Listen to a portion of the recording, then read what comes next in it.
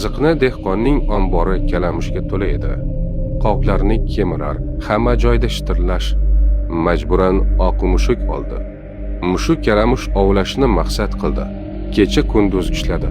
3 kunda hammasini yo'q qildi. Ombor jim bo'ldi. Dehqon o'yladi, kalamush yo'q bo'lsa mushuk nima keragi bor? O'sha kecha mushukni haydab yubordi. Bir necha kundan so'ng kalamushlar qaytdi. Avvalgidan ko'p zarar ko'rdi. Bu safar fermer qora mushuk oldi.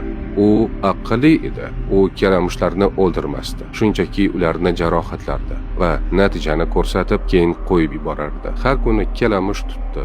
Dehqon xursand bo'ldi. Uni mukofotladi. Kalamushlar esa hech qachon butunlay yo'q bo'lmasdi. Asta-sekin dehqon mushukka bog'lanib qoldi. Mushuk esa bemalol yashay boshladi. Psixologiyada bu ortiqcha mukammallik tuzog'i deyiladi. Oq mushuk ishini mukammal bajardi va shu sababli kerak emas bo'lib qoldi. Shuning uchun ba'zan 100% ish sizni chetlatishga sabab bo'ladi. Kichkina nomukammallik ko'pincha eng xavfsiz tarzda yashash qoidasiga aylanadi.